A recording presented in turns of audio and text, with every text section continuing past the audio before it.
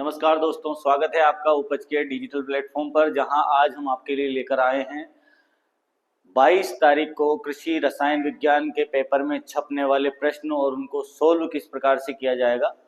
तो देखते हैं। हमारा पहला क्वेश्चन है मृदा। तो मृदा क्या होती है, मृदा के बारे में देख लेते हैं।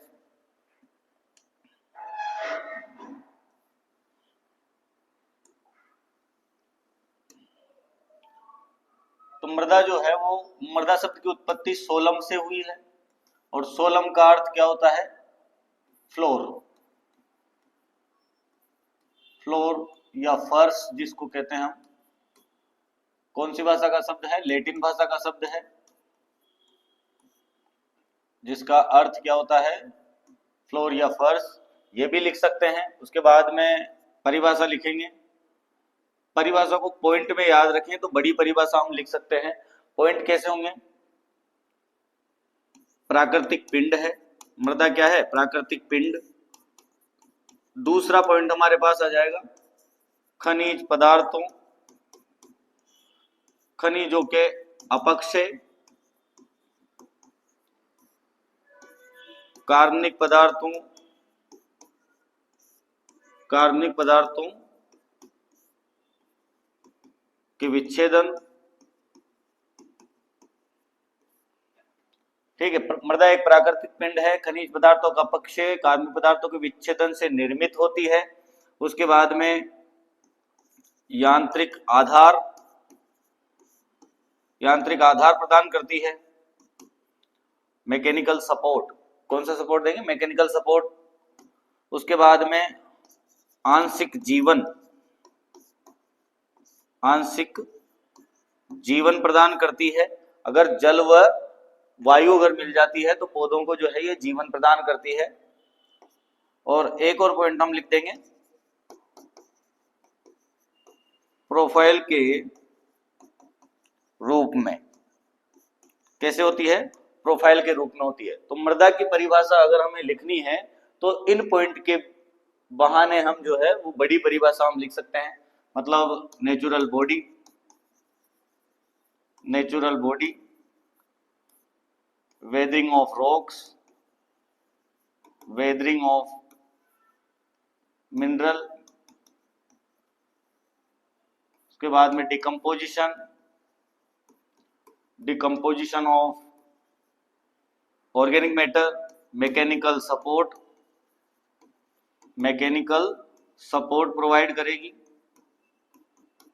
और आंशिक जीवन मतलब पार्शियल लाइफ, और प्रोफाइल के रूप में in the form of profile. तो मृदा के बारे में हम ये लिख सकते हैं। मृदा के अगर गुण भी वो लिखवाता है तो गुण लिख देंगे भाई ये क्या है?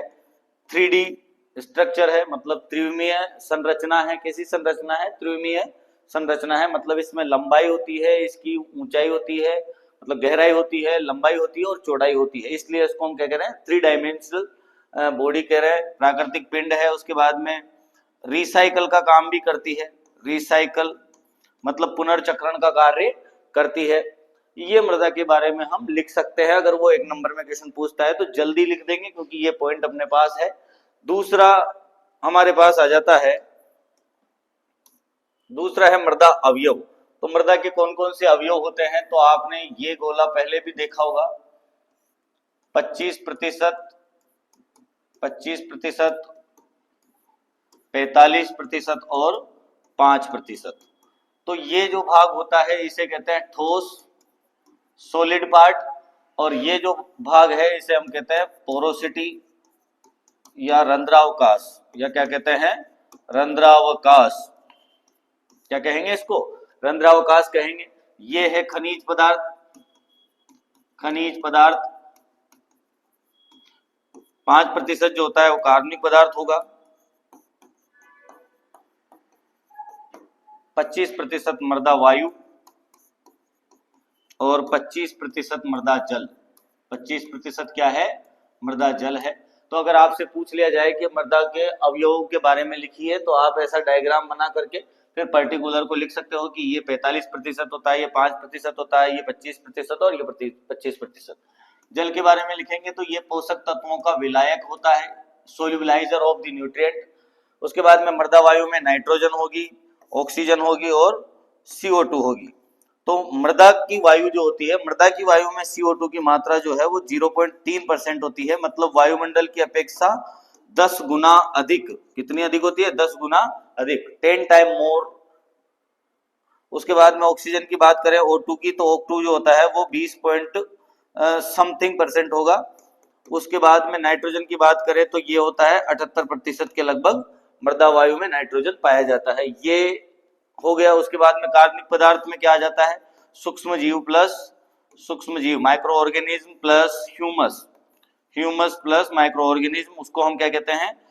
कार्बनिक पदार्थ कहेंगे। कार्बनिक पदार्थ की मात्रा मृदा में जो है वो 0.1 से लेकर के 5% होती है खनिज मृदा में। उसके बाद में खनिज पदार्थ जो है वो क्रिस्टल के रूप में व कोलाइड के रूप में होता है। ये तो हमेशा कोलाइड के रूप में होगा कार्बनिक पदार्थ, तो ये क्रिस्टल के रूप में भी होता है और कोलाइड के रूप में भी होता है। उसके बाद में ये जो है खनिज पदार्थ ठोस का जो है, कुल ठोस कितना है? 50% है। रंध्रावकाश कितना है? 50% है। तो कुल ठोस का खनिज पदार्थ जो होता है वो 90% होता है। कितना प्रतिशत होता है? 90%। उसके बाद में जो बालू और सिल्ट के रूप में जो रहेंगे, सैंड और सिल्ट के रूप में, वो प्राथमिक खनिज रहेंगे। प्राथमिक खनिज और क्ले या मृतिका के रूप में जो रहेंगे वो द्वितीयक खनिज रहेंगे। कौन से खनिज रहेंगे? द्वितीयक खनिज। तो ये थे आपके अवयव, इनको हम आराम से डिस्क्राइब करके वहां लिख सकते हैं। नेक्स्ट हमारा जो क्वेश्चन होगा वो क्या होगा वो देख लेते हैं। भूपपड़ी, अगला क्या है? भूपपड़ी। तो थलमंडल की ऊपरी परत, थलमंडल की ऊपरी परत को क्या कहते हैं? भूपपड़ी कहते हैं। अपर लेयर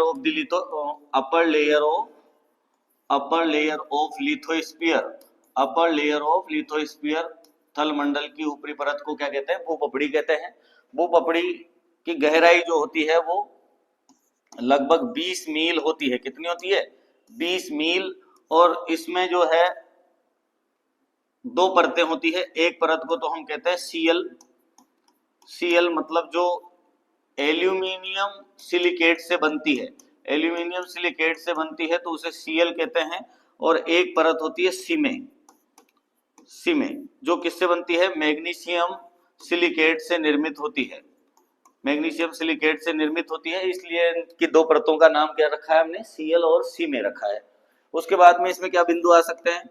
इसका घनत्व जो होता है, आपेक्षिक घनत्व जो होगा, आपेक्षिक घनत्व वो होता है 2.65 ग्राम प्रति सेंटीमीटर क्यूब। ये इसका जो है घनत्व होता है। इसमें अक्रिय गैसें अनुपस्थित होती है। ऐसी परत है जिसमें अक्रिय गैसें अनुपस्थित होती है। तो ये क्या था अपने पास? भूपपड़ी। नेक्स्ट हम बात करेंगे, अगला जो टॉपिक हमारा रहेगा, अगला जो पॉइंट है वो है खनिज। अकार्बनिक पदार्थ है। उसके बाद में दूसरी चीज हम इसमें लिखेंगे, खनिज क्या होंगे? दो या दो से अधिक तत्वों से निर्मित,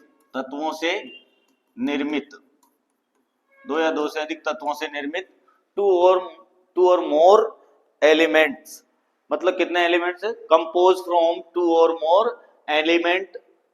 ये क्या है? इनऑर्गेनिक मैटर है। क्या है? इनऑर्गेनिक मैटर है। कठोर होते हैं। कैसे होते हैं? कठोर होंगे। रंगीन होते हैं। पारदर्शी, अपारदर्शी और अर्धपारदर्शी होंगे। मतलब ओपेक हो सकते हैं और ट्रांसपेरेंट हो सकते हैं। कठोर हो सकते हैं, मुलायम हो सकते हैं। तो ये खनिजों की प्रकृति है। और भी कई सारे आकृति में कई सारी आकृति इनकी हो सकती है। तो जैसे बात करें हम कठोर खनिज हीरा है। और एक अपवाद भी है इसमें, अपवाद जैसे कि एक तत्व खनिज। अब एक तत्व खनिज में क्या आ जाएगा आपके पास, सल्फर। क्या आ जाएगा, सल्फर जो है वो एक तत्व खनिज ही माना जाता है रासायनिक संगठन के आधार पर। और उसके बाद में आगे चलते हैं हम, खनिज के बाद में, खनिज कितने प्रकार के होते हैं, 2 प्रकार के होते हैं, प्राथमिक खनिज और द्वितीयक खनिज। प्राथमिक और द्वितीयक। प्राथमिक खनिज जिनके कणों का आकार 0.02 mm से ज्यादा होता है और जिनका 0.02 mm से कम आकार होता है, उन्हें हम द्वितीयक खनिज कहते हैं। प्राथमिक खनिज के 2 उदाहरण क्या हो जाएंगे, माइका, क्वार्ट्ज, फेल्सपार। और इनके 2 उदाहरण हो जाएंगे मोंटमोरिलोनाइट, इलाइट, और उसके बाद में केओलिनाइट, कैल्साइट। ऐसे कई सारे खनिज इसमें, केओलिनाइट, ये कई सारे खनिज इसमें आ जाएंगे। तो ये हो गया आपके खनिज। अगली टर्म है हमारी आग्नेय चट्टान। अगली टर्म क्या है, आग्नेय चट्टान। तो आग्नेय चट्टान क्या होती है, इग्नियस रॉक। इग्नियस रॉक, आग्नेय चट्टान जो होती है इसे मात्र चट्टान भी कहा जाता है, क्योंकि सभी चट्टानों की उत्पत्ति इसी से होगी। मात्र चट्टान मतलब मदर रॉक, इसे हम क्या कहेंगे, मदर रॉक भी कहेंगे। दूसरी चीज है, इसे जो है पैतृक चट्टान भी कहा जाता है, पैतृक या जन्मदात्री चट्टान, पैतृक चट्टान भी कहा जाएगा। उसके बाद में 90% जो भाग है वो थलमंडल, 90% थलमंडल का निर्माण करती है। 90% थलमंडल का निर्माण भी यही चट्टान करती है। मतलब थलमंडल पर लिथोस्फीयर में जो 90% पार्ट है वो आग्नेय चट्टान का ही पाया जाता है। आग्नेय चट्टान की परिभाषा क्या होगी, लावा के जमने के फलस्वरूप, लावा के जमने के फलस्वरूप deposition of the magma on the surface of the earth और इनसाइड द अर्थ, उसे हम क्या कहते हैं, आग्नेय चट्टान कहेंगे।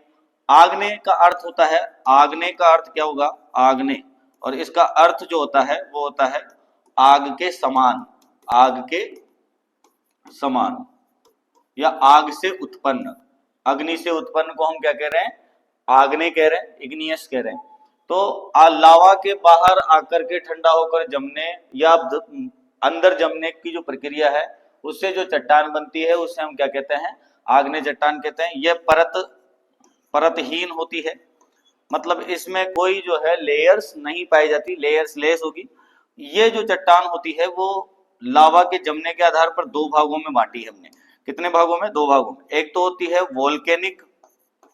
वोल्केनिक रॉक और एक होती है प्लूटोनिक। वोल्केनिक जो होती है वो बाह्यस्थ होती है,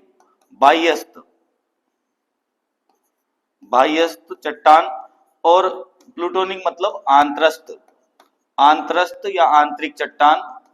मतलब अगर लावा जो है वो बाहर आकर के जमेगा, लावा अगर बाहर आकर के जमता है तो वो है बाह्यस्थ, मतलब इसका एग्जाम्पल है बेसाल्ट। एग्जाम्पल क्या है, बेसाल्ट।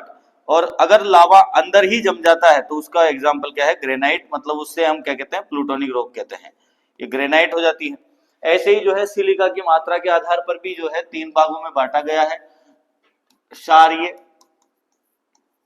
क्षारीय जिसमें कि सिलिका जो है वो कम मात्रा में पाई जाती है, मतलब 45 से 55% सिलिका अगर पाई जाती है तो वो क्षारीय है। उसके बाद में माध्यमिक मतलब इंटरमीडिएट, उसमें कितनी पाई जाती है, उसमें सिलिका जो पाई जाती है वो 55 से 65% के बीच में पाई जाती है। और उसके बाद में आती है अम्लीय जो होती है उसमें 65 से अधिक या 85% तक हम उसको ले सकते हैं। तो इसका उदाहरण है ग्रेनाइट है, इसका उदाहरण डायोराइट, और इसका उदाहरण जो है वो बेसाल्ट है। क्या है, बेसाल्ट। तो ये था आग्नेय चट्टान। अगला हम देख लेते हैं, अगला क्वेश्चन हमारे पास क्या रहता है, आग्नेय चट्टान के बाद में पॉलीपेप्टाइड क्या रहता है? पॉलीपेप्टाइड क्या होते हैं? प्रोटीन को जोड़ने वाला बंध, जोड़ने वाला बंध क्या होता है? जोड़ने वाला बंध क्या होता है? पेप्टाइड, पेप्टाइड बंध होता है। मतलब अमीनो अम्लों के मध्य, बिटवीन अमीनो एसिड, अमीनो अम्लों के मध्य कहां पाया जाता है? अमीनो अम्लों के मध्य जो बंध पाए जाएंगे उसे हम क्या कहेंगे? पेप्टाइड बंध कहेंगे। तो ऐसी संरचना जिसमें जिसमें जिसमें 10 या अधिक, मोर देन 10 10 या अधिक पेप्टाइड बंध पाए जाते हैं, पेप्टाइड बंध पाए जाएंगे, बंध पाए जाते हैं,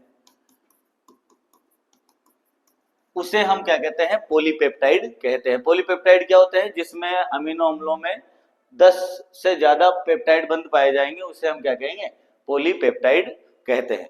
मतलब जैसे एक बंध है, दो बंध है तो डाइपेप्टाइड, तीन बंध है तो ट्राइपेप्टाइड, इस तरीके से 10 से ज्यादा अगर बंध है तो उसे हम क्या कह रहे हैं? पॉलीपेप्टाइड कहते हैं। और पॉलीपेप्टाइड ही क्या होती है? प्रोटीन होती है। नेक्स्ट बात करेंगे हम, नेक्स्ट हमारे पास है न्यूक्लियोसाइड। क्या है? न्यूक्लियोसाइड। तो न्यूक्लियोसाइड क्या होते हैं? जैसे कि क्षार प्लस शर्करा, क्षार प्लस शर्करा मिलकर के क्या बनते हैं? न्यूक्लियोसाइड। क्या बनते हैं? न्यूक्लियोसाइड बनते हैं। और न्यूक्लियोसाइड में अगर मान लो हम जोड़ देते हैं फास्फोरिक अम्ल, क्या जोड़ देते हैं? फास्फोरिक अम्ल अगर जोड़ देते हैं तो वो जो बनता है वो क्या बनता है? न्यूक्लियोटाइड बनता है। क्या बनता है? न्यूक्लियोटाइड बनता है। तो न्यूक्लियोटाइड जो है वो न्यूक्लियोसाइड का एक अणु न्यूक्लियोसाइड का एक अणु फास्फोरिक अम्ल का मिलकर के जो है वो क्या बनता है? एक अणु न्यूक्लियोटाइड बनता है। क्लियर है? नेक्स्ट है एमओपी और एसओपी। एमओपी और एसओपी। एमओपी मतलब क्या होगा? Muriate of potash, muriate of potash, muriate of potash होता है। ठीक, उसके बाद में एमओपी की बात करें तो ये नमक मिर्च जैसा दिखाई देता है, नमक मिर्च चूर्ण जैसा दिखाई देगा।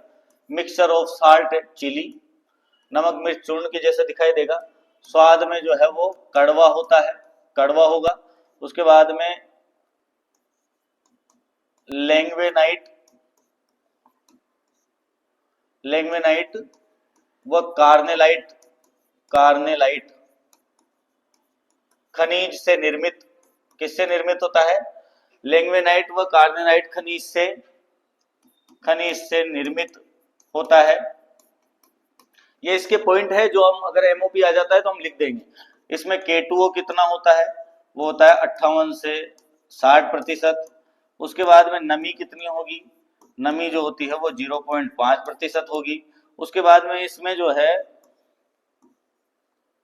सोडियम, जो सोडियम की मात्रा है वो अधिकतम कितनी होगी? 3.5% होगी। ये चीज है। उसके बाद में ये जो एमओपी होता है, एमओपी को क्लोराइड युक्त उर्वरक कहते हैं। मतलब इसका फॉर्मूला क्या है? KCl। इसका फॉर्मूला क्या है? तो पोटेशियम क्लोराइड इसको कह देंगे। क्या कह देंगे? पोटेशियम क्लोराइड, पोटेशियम क्लोराइड इसको कह देंगे। पत्तियों पर नुकसान करता है, नुकसान पहुंचाता है कौन? क्लोराइड। क्लोराइड जो है वो पत्तियों पर नुकसान पहुंचाता है, इसलिए इसे चाय कॉफी, उसके बाद में चुकंदर, चाय कॉफी चुकंदर आदि में प्रयोग नहीं करते भैया इसको। ठीक है। उसके बाद में हम बात करें तो ये जो है पौधों को पोटेशियम आयन के रूप में और क्लोराइड आयन के रूप में खेत में डालेंगे, हम मृदा में डालेंगे तो इन दोनों आयनों के रूप में टूट जाता है। और इसका प्रयोग भी जो है हम बुआई के समय ही करते हैं। तो ये था आपका एमओपी। एमओपी के बाद में हम आगे आ जाते हैं एसओपी। एसओपी क्या है? Sulphate of potash. क्या है? Sulphate of potash, sulphate of potash है SOP। फॉर्मूला क्या हो जाएगा, K2SO4 हो जाएगा भैया। पोटेशियम सल्फेट क्या है ये, क्लोराइड रहित, कौन सा उर्वरक है, क्लोराइड रहित उर्वरक है। उसके बाद में अच्छा, ये जो MOP होता है इसको क्षारीय मृदाओं में भी प्रयोग नहीं करते, क्षारीय मृदा में नहीं प्रयोग करते। क्यों नहीं करते, क्योंकि क्लोराइड का जो है वो हानिकारक प्रभाव देखने को मिलता है, इसलिए इसको जैविक खाद मिलाकर के, जैविक खाद के साथ प्रयोग कर सकते हैं। अगर हमें क्षारीय मृदा में इसको प्रयोग करना है तो जैविक खाद के साथ इसका प्रयोग कर सकते हैं। इधर देख लेते हैं, K2SO4 क्लोराइड रहित उर्वरक है। उसके बाद में इसमें K2O की मात्रा जो होती है, पोटास की मात्रा, वो होती है 48 से 52%। इसमें सल्फर होता है, सल्फर की मात्रा जो होती है वो होती है भैया इसमें 23 से 48%। उसके बाद में इसमें सोडियम की मात्रा की बात करें तो सोडियम की मात्रा जो होती है वो 2.5%, कितनी होगी, 2.5% होगी। आगे हम बात करेंगे तो ये जो है वो मृदा में मिलाने पर कौन से आयनों में ब्रेक हो जाएगा, एक तो पोटेशियम आयन और एक जो है सल्फेट आयन में टूट जाएगा और पौधों को प्राप्त हो जाएंगे ये दोनों चीजें। उसके बाद में चाय, कॉफी, चुकंदर,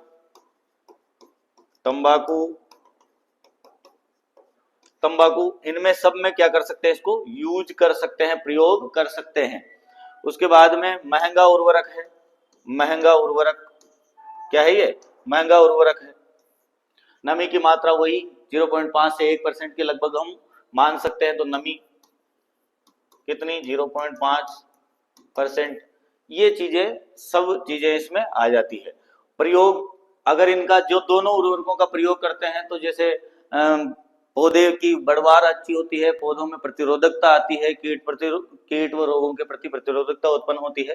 तो ये दोनों उर्वरक मैंने यहाँ पर आपको सोल्व करवा दी। इनकी जो मेन पॉइंट इनके जो थे वो मैंने यहाँ पर सोल्व करवा दिए हैं। अच्छा, दोनों उदासीन होते हैं तो मृदा पर कोई प्रभाव नहीं पड़ता, फसलों पे तो फिर भी पड़ता है पर मृदा पर कोई प्रभाव नहीं पड़ता। दोनों उर्वरक जो है वो उदासीन है। कैसे हैं, उदासीन, दोनों उर्वरक उदासीन उर्वरक है। क्लियर, आगे देख लेते हैं। अगला हमारे पास है MOP के बाद में जिप्सम। क्या है, जिप्सम। जिप्सम के लिए क्या लिखेंगे अपन, क्षारीय मृदा सुधारक है भैया, क्षारीय मृदा सुधारक। क्या है, क्षारीय मृदा सुधारक है, मतलब रिक्लेम करता है कौन सी सोइल को, एल्कलाइन सोइल को रिक्लेम करता है। उसके बाद में हम बात करें फॉर्मूला CaSO4.2H2O। ठीक, क्या है फॉर्मूला, CaSO4.2H2O। उसके बाद में कैल्शियम की मात्रा 23.6% होगी। उसके बाद में सल्फर की मात्रा जो है वो 20.6% होती है, कितनी होती, सॉरी 18.6% होगी। ये जो है वैसे तो रियल जो होती है वो 29.1% होती है, पर आपकी बुक में जो दे रखा है उसके आधार पर हम बात कर रहे हैं कि ये 23.6% होती है। उसके बाद में हम आगे बात करें इसका प्रयोग, इसका प्रयोग सर्वप्रथम किसने किया, JW लेथर ने। JW लेथर ने जो है उत्तर प्रदेश में किया। कहां पर किया, यूपी में। कौन सी मृदा के सुधार के लिए, क्षारीय मृदा के सुधार के लिए। अब हम आगे बात करें कि ये जो है कहां पाया जाता है, तो खनन जो होता है इसका, खनन कहां होता है, राजस्थान के नागौर। कहां होगा, राजस्थान के नागौर, पाली, जोधपुर में ये जो है सर्वाधिक मात्रा में पाया जाता है। ये सबसे अच्छा मृदा सुधारक है, सबसे अच्छा मृदा सुधारक है। फिर उसके बाद बात कर लेते हैं मृदा में अभिक्रिया। मृदा में अभिक्रिया की बात करें, मृदा में अभिक्रिया की बात करेंगे तो क्या होगा, जहां मृदा कणों पर, क्ले पर क्या है, हाइड्रोजन आयन है, तो हम जैसे ही ये डालेंगे 0.2H2O, तो यहाँ मृदा कणों पर क्या आ जाएंगे, मृदा कणों पर आ जाएगा भैया कैल्शियम। क्या आ जाएगा, कैल्शियम आ जाएगा। और ये जो है, अच्छा सॉरी, सारी मृदा में प्रयोग कर रहे हैं, तो यहाँ क्या है, सोडियम है। क्या है, सोडियम है। तो सोडियम तो Na2SO4 हो जाएगा और ये जो है निष्कालन होने योग्य है। तो इस प्रकार की अभिक्रिया होती है। कि सोडियम को जो है प्रतिस्थापित कर देता है कौन, कैल्शियम, इसलिए जिप्सम का प्रयोग किया जाता है। उसके बाद में आती है शुद्धता। शुद्धता क्या होगी, 80% जो है वो उसमें कैल्शियम कैल्शियम सल्फेट होना चाहिए, तब जाकर के उसे हम जो है जिप्सम मानेंगे। क्या मानेंगे, जिप्सम मानेंगे। और उसमें नमी की मात्रा भी उपयुक्त होनी चाहिए। उसके बाद में इसकी फाइननेस जो है वो महीन चूर्ण होना चाहिए, चूर्ण के रूप में होगा, तब जाके इसको हम क्या मानेंगे, शुद्ध जिप्सम मानेंगे। उसके बाद में मात्रा इसकी कितनी प्रयोग की जाती है, मात्रा जो है वो 12 से 15 टन 12 से 15 टन प्रति हेक्टेयर इसकी मात्रा प्रयोग की जाती है। बुआई के एक माह पूर्व इसका उपयोग किया जाता है। एक माह पूर्व प्रयोग, एक माह पूर्व, बिफोर 1 मंथ बिफोर सोइंग, एक माह पूर्व इसका प्रयोग करेंगे, खेत में इसको बिखेर देंगे और उसके बाद में जो है इससे हल्की नमी वाली सिंचाई कर देंगे, जिससे कि मृदा में सुधार होगा। अब आगे हम बात कर लेते हैं, ये बात हमने की किसकी, जिप्सम की। जिप्सम के बाद में आगे आता है हमारे पास पाइराइट। क्या आता है, पाइराइट। तो पाइराइट से कौन सी मृदाएं सुधारी जाती है, पाइराइट से कैल्शियम युक्त सारी मृदाओं का सुधार। कौन सी मृदाओं का सुधार होता है, कैल्शियम युक्त क्षारीय मृदा सुधार, कैल्शियम युक्त क्षारीय मृदा सुधार होता है। अब इसमें और क्या क्या लाइन लिख सकते हैं, इसका फॉर्मूला FeS2। क्या है, FeS2 इसका फॉर्मूला है।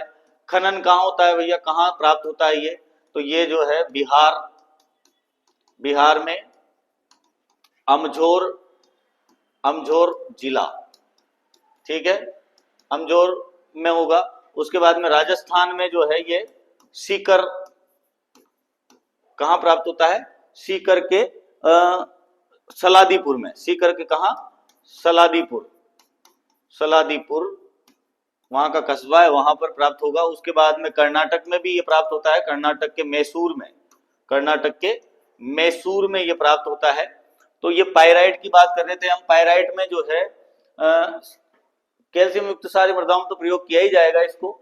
इसका जो वितरण करती है, पाइराइट का जो वितरण करने वाली संस्था है उसका नाम है PPCL, Paradip phosphorus chemical limited जो होती है, ये इसका वितरण करती है। पाइराइट के केस में अगर हम बात करें, पाइराइट के केस में, तो पाइराइट जो है वो जिप्सम की तुलना में, इसकी गणना जो है वो जिप्सम रिक्वायरमेंट 0.85, ये पाइराइट की गणना सूत्र है। पाइराइट का क्या है, ये गणना सूत्र है, पाइराइट का गणना सूत्र। तो पाइराइट का गणना सूत्र Gr × 0.85 होगा। तो ये आपने क्या पढ़ा, पाइराइट के बारे में पढ़ लिया। आगे देख लेते हैं अगला कौन सा होगा क्वेश्चन हमारे पास, क्षारीय जल। अगला क्वेश्चन क्या है, क्षारीय जल। तो ऐसा जल जिसमें EC जो होती है वो 4 डेसीसाइमन पर मीटर से अधिक होती है, जिसमें RAC जो होगी वो 2.5 मिली तुल्यांक प्रति लीटर से अधिक होती है। उसके बाद में SAR जो होगा, SAR वो 15% से अधिक होता है। ऐसे जल को हम क्या कहते हैं, क्षारीय जल कहते हैं। ठीक है, क्षारीय जल जो है वो मृदा के लिए खराब होता है, क्षारीयता, इससे मिट्टी में जो है क्षारीयता बढ़ेगी और पौधों के लिए भी खराब होता है। तो ऐसा जल जिसकी EC जो है 4 डेसीसाइमन प्रति मीटर से ज्यादा होती है, RAC 2.5 मिली तुल्यांक से प्रति लीटर से ज्यादा होती है, और SAR जो है वो 15% से अधिक होता है, कौन सा जल कहलाता है, क्षारीय जल कहलाता है। नेक्स्ट, क्षारीय जल के बाद में आता है क्षारीय मृदा। तो क्षारीय मृदा कौन सी मृदा है, ऐसी मृदा जिसमें EC, उसके बाद में ESP विनिमयशील सोडियम प्रतिशत, और उसके बाद में pH, जैसे जिसकी EC जो है वो 4 डेसीसाइमन प्रति मीटर से ज्यादा, ठीक है। ESP विनिमयशील सोडियम 15% से अधिक, उसके बाद में पीएच जो है वो, सॉरी ये जो है वो कम होगी, ईसी जो होती है वो कम होती है। उसके बाद में 8.5 से अधिक होगा। तो ऐसी मृदा जिसके संतृप्त निचोड़ का 25 डिग्री सेंटीग्रेड पर संतृप्त निचोड़ का 25 डिग्री सेंटीग्रेड पर, यहां से परिभाषा स्टार्ट करनी है। ऐसी मृदा जिसके संतृप्त निचोड़ का 25 डिग्री सेंटीग्रेड पर ईसी 4 डेसीसाइमन प्रति मीटर से कम होता है, ईएसपी 15% से अधिक होता है, पीएच जो है वो 8.5 से अधिक होता है, कौन सी मृदा कहलाती है? क्षारीय मृदा। और इसके अन्य नाम भी क्या क्या है? देखो अन्य नाम है, एक तो है सोलोनेट्ज, और एक है काली ऊसर। क्या है?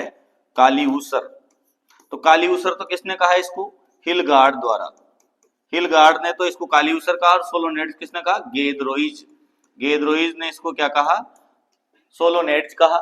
ठीक, उसके बाद में हम बात करेंगे कि इसमें धनायन कौन सा सबसे ज्यादा पाया जाता है। धनायन, तो धनायन पाया जाएगा भैया सोडियम। कौन सा धनायन सबसे ज्यादा पाया जाता है? सोडियम पाया जाता है। ऋणायन कौन सा सबसे ज्यादा पाया जाएगा? तो ऋणायन भैया इसमें पाया जाता है कार्बोनेट और बाइकार्बोनेट। कौन से ऋणायन पाए जाएंगे? कार्बोनेट और बाइकार्बोनेट।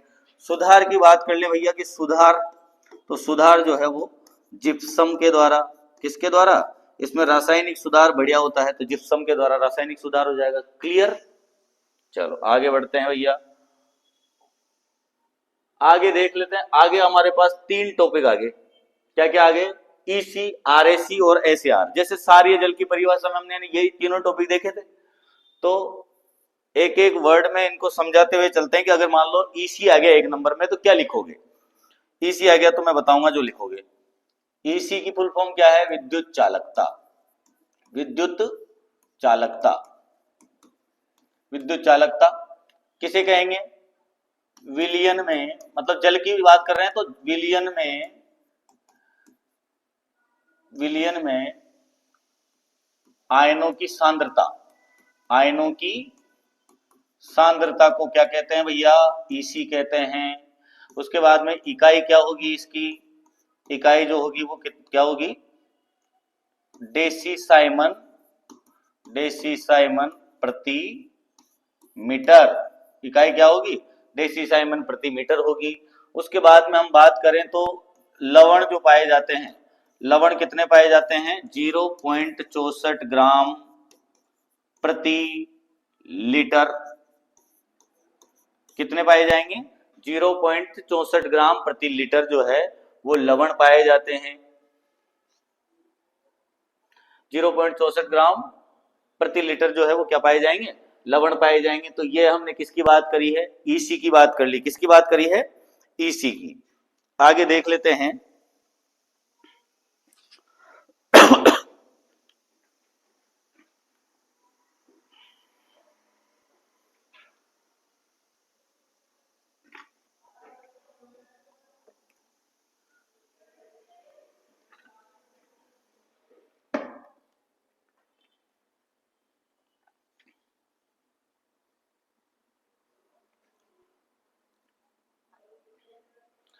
आगे आता है आपका आरएसी।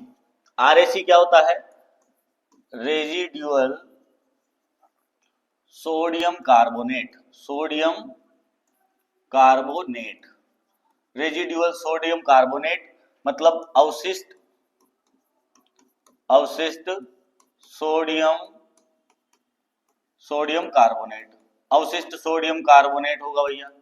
ठीक, अब क्या होता है? मतलब अवशिष्ट सोडियम कार्बोनेट क्या होता है? तो अवशिष्ट सोडियम कार्बोनेट किसे कहेंगे अपन? अवशिष्ट सोडियम कार्बोनेट की अगर बात करें तो अवशिष्ट सोडियम कार्बोनेट क्या होगा? मृदा में सोडियम के साथ उपस्थित कार्बोनेट व कार्बोनेट व बाइकार्बोनेट,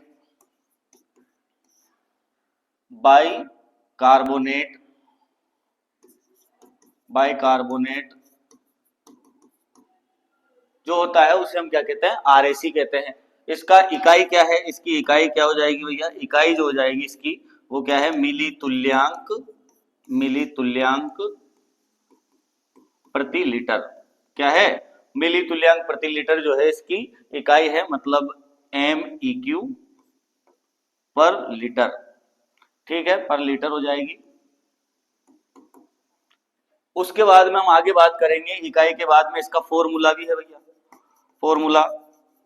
फॉर्मूला क्या है, CO3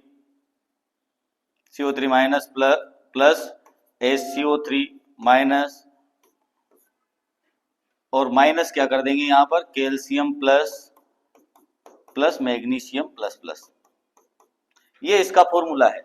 मतलब कैल्शियम वाले और मैग्नीशियम वाले जो है, अगर कार्बोनेट को हटा दें या कैल्शियम और मैग्नीशियम को हटा दें, किस पे से, कार्बोनेट और बाइकार्बोनेट पे से, तो फिर बचेंगे किसके, कार्बोनेट। सोडियम के साथ उपस्थित कार्बोनेट बाइकार्बोनेट को हम क्या कह रहे हैं, RAC कह रहे हैं।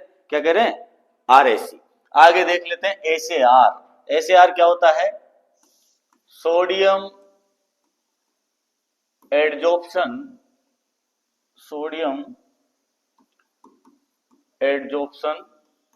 रेशियो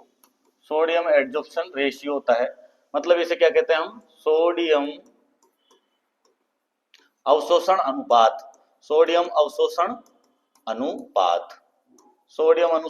अनुपात क्या होता है, अधिशोषण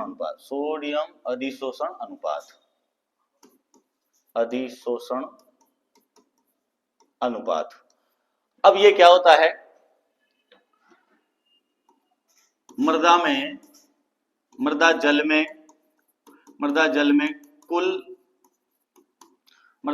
कुल सोडियम की मात्रा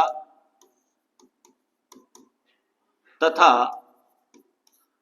कैल्शियम मैग्नीशियम व न लगा करके कैल्शियम मैग्नीशियम की मात्रा का अनुपात जो है वो क्या कहलाएगा, SAR कहलाएगा। तो यहाँ पर इकाई क्या है, इसकी इकाई हो जाएगी भैया प्रतिशत।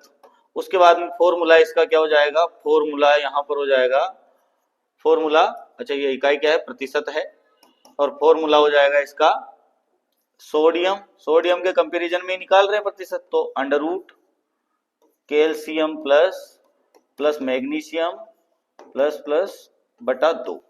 ये इसका फॉर्मूला हो गया भाई साहब। ये तीनों चीज आपके समझ में आ जानी चाहिए। अगर मान लो 1-1, 2-2 नंबर में क्वेश्चन आ जाए तो आराम से नंबर लूटने का चांस है। और मैंने परिभाषाओं को बिल्कुल सिंपल भी कर दिया है यहाँ पर। सबसे जरूरी बात ये है। आगे आ जाते हैं, गोबर की खाद। गोबर की खाद क्या होती है, गोबर की खाद का फॉर्मूला मतलब गोबर प्लस मूत्र प्लस बिछावन,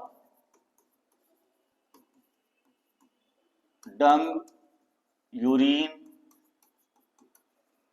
प्लस लीटर जो मूत्र का अवशोषण करती है। तो बिछावन जो है वो कूड़ा करकट भी हो सकती है और आपका जो है गोबर की खाद या मिट्टी भी हो सकती है। बराबर क्या होता है, गोबर की खाद। इसको हम क्या कहते हैं, FYM। क्या कहते हैं, FYM। नाइट्रोजन की मात्रा 0.5%, उसके बाद में फास्फोरस की मात्रा 0.25% और पोटेशियम की मात्रा जो है वो 0.5% होती है। कितनी प्रतिशत होती है, 5%। तो ये गोबर की खाद में आप लिख करके आ सकते हो। आगे देख लेते हैं,